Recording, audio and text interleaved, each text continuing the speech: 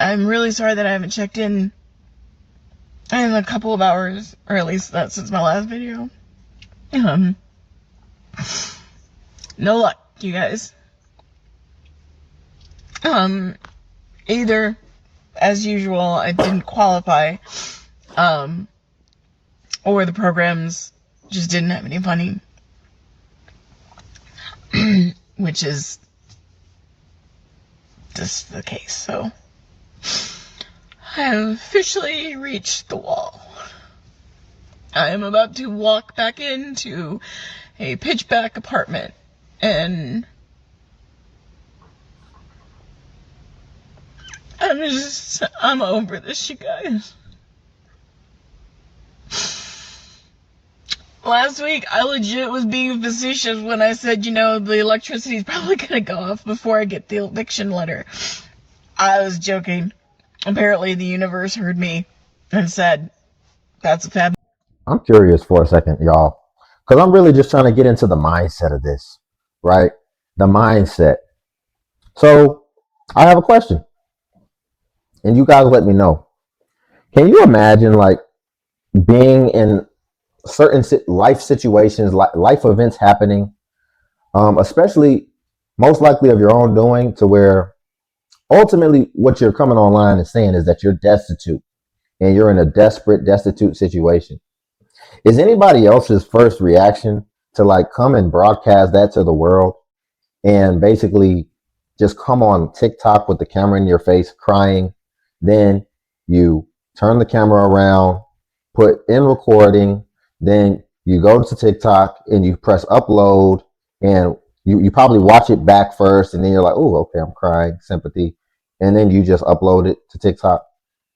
And then you even put the little caption on the screen that says, I'm sorry, guys, and that type of thing. You done did a little bit of editing as well. You've gone through the full range of the decision-making process as well as the review process. And then you decided, oh yeah, I'm trying to understand what you're looking for. Ultimately, I think that's what it comes down to. What are we looking for? Are we looking for sympathy? Are we looking for somebody to save us from this situation? Are we looking for validation, attention? That's what I'm trying to understand. And that's what I try to understand in a lot of these situations. But, at this point, I am absolutely asking for help. I know we were all in the same boat, but I gotta say, there are some of us in a section of the boat that's sinking just a little bit faster.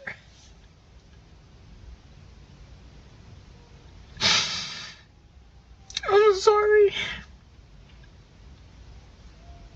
I'm sorry.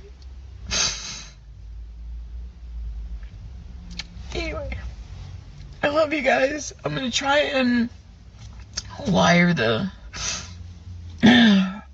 extension cords like I did last year, and see if I can do that. And if I can, then I'll try and go live. But anyway, I love you. You know what's crazy? What I want to start seeing, right? Because we found out the why. Ultimately, she was asking for help, monetary wise. But what I want to start understanding is when we have these stories, right, where you only just tell us where you are presently, because that's ultimately what she did. She just was ultimately trying to garner sympathy by giving us some enlightenment into her present situation. But what I want to start doing is I want to start being able to do an audit. And I want to start going a little bit deeper and digging deeper beneath the surface. And I want to start asking questions of I want to know all your decisions up to this point. And I want to know, how did you ultimately get to this point? And I feel like that's the untapped resource that we have yet to discover in a lot of these situations. And I feel like it's the most important resource, because she said she was in this situation last year too. And apparently she got saved and she was able to have a windfall throughout that whole year, but yet she ended up back in this situation. So what that says is that she didn't learn the lesson. And I want to know, what are your decisions that you've made? And what it seems like, in my opinion, the most logical decision that she made, that she chose to live by, is that she chose to be single. Because we're going to go off on a little tangent for a quick second. Y'all like the video, please. Say that right now. It only takes 1 second. It only takes 1 millisecond, actually. And it helps me tremendously. But I'm going to be honest, y'all. Whenever you see a woman who, looks halfway decent, understand there is at least 3 men that is absolutely in love with them and that want to treat them so nice and take care of them and take all of life's burdens off their shoulders. Trust me. But what happens a lot of times is they just don't like that guy, right? They just don't like that guy for whatever reason, it's usually going to be something goofy about him, right? But they're good guys, they're nice guys, and that's the type of person you take home to mother, right? But yet, you're choosing to be single, and you're choosing to take on life by yourself. And life is hard by yourself. Life is not easy to try to survive in America as a single person today. And I'm gonna end it there. Ultimately, what I just want to bring light to is that I want to start knowing, like, what were some of the decisions you made in your life that put you in this situation. For one, so that we can learn from it, and so that we can save the people who haven't ended up in those situations yet. But also, I think that a lot of our sympathy will probably go away too, because then we'd say, well, why did you do that? And then we'd ask, well, don't do that again. And then they'd probably get an attitude. And then we'd be like, well, then keep getting the same results then. And that's where we'd end up. So I'm back. I found out something else. I don't know if y'all heard or not, but Trump is getting rid of that Section 8 and EBT for these people that don't want to get out here and go to work. Your time is up, baby. Y'all, I know most people like us really not feeling Trump, but I'm kind of feeling him on what he's saying about this. Now, how many of y'all have family members, friends, people that's been living off Section 8 for 20 years? Not that they can't go to work, they don't want to go to work. Now, let me say this on the sidebar. They do have some people that need Section 8. Some people that, medically they can't go to work, or, they just can't physically. I get it. I'm not talking to y'all. I'm talking to these ones that your mama been on Section 8 all her life, and she ripping and running and doing this and doing that, and then you seen she was on Section 8, paid $3 rent. So now you, as a young girl, because you done got pregnant and you got a baby, you go run out there and get on Section 8, and you ain't working, and you having child after child after child, and y'all all on Section 8 getting food stamps, $1,000 a month, and about to stop. That's who I'm talking to. Okay? Trump said that's enough. So for us people that goes to work, that's working, he said you got to have at least 30 hours. Okay? 30 hours a week to qualify for the program.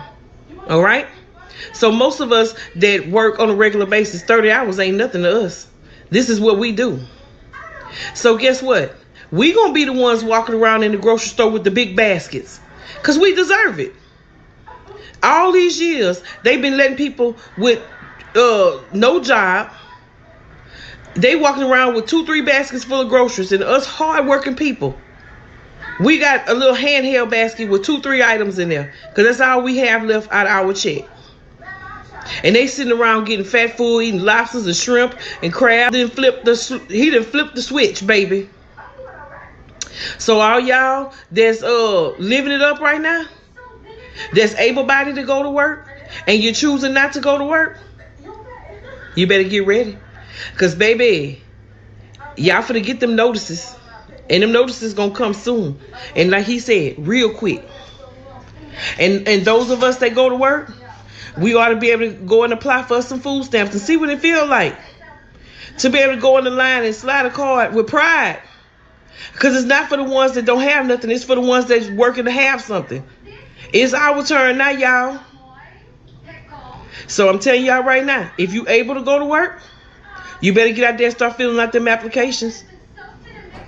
If you want to have a place to live, it's time to get up and stop being lazy. Because, baby, this is not the American way no more. Yeah, let's leave it there. You know, her time, like she said, the time is up. The time is up, and it's a new time. And it's a great time. It's a wonderful time because the time is to now start taking personal responsibility. Like she said, a lot of people, they have adopted this philosophy of ripping and running and robbing Peter to pay Paul. And you don't have to live like that. You really don't. You really just have to do a little bit of work up front, a little bit of extra work up front, and you can set yourself up really nicely for the remainder of your life. And I think that's what a lot of people have to do, but a lot of people don't want to have to make the sacrifice, especially of their time, maybe even a little bit of their youth, in order to truly put some things in place, as well as, like I mentioned before, come in cooperation with another person, you know, make a few compromises, or what some people would like to say, settle. But life's not perfect. Things aren't going to be perfect. And life's not fair. So you just have to maneuver the best way that you can in order to make the best of this life that we have. Put your hands on me, Eric. I'm going in this house. No. This is my home. No, bro. I'm going to go in Look, here. It's a wreck in here, yes. See? Yeah, I want him to come in here. No, I'm not getting out, Eric. No, get out. Get out. See, I'm my not dog. Your dog ain't going to bite me. No. We're making, Eric. My dog, bro. Then take your dog somewhere other than by the door. I'm trying It's that to. easy. You're not trying because I'm not doing nothing. Bro, I'm standing please, here. come on, man. No, Go that no. way. If your dog gets out, your dog gets out. If the dog gets out, Watch out. Come on, bro. Oh, Take my note goodness. of this. Take note. You can't walk. It ain't gotta be like this, bro. It don't have to be like this. Come on, man. It's a wreck. Yes, it's a wreck. My house is a wreck. I'm moving. Okay, Get but let out, me ask get you out, this. get out, I'm get not out. getting out. Get out, please. I'm not getting out. Please, get I the told you I had the dumpster Please, here. get out. I told you I had the Holy dumpster here for crap. one more day, Eric. Look at all this trash. hey guys, Oh, if things go any How does further, he live like this? people's gonna start getting mad. yeah, I get you. I get you. I get So you. listen, Please. listen, Please. listen. No. For No. God's sake, my mother dead. My mother. I don't give a shit. I don't give a shit. In a goddamn urn. See how some people live like that. We're going to leave it there for the day, y'all. Do me a favor. If you could like the video, I'd appreciate it. Also, hype the video. Hyping is a new feature on YouTube where it's basically for smaller content creators like myself, and it helps us and it gives us the same visibility as it gives the larger content creators and pushes us the same way. But it's going to be based on how you hit that hype button. So if you could do that, I'd appreciate it. And also, if you want to join the Patreon as well, the link is in the description where I post self-improvement content. But until then, I'll catch you in the next video.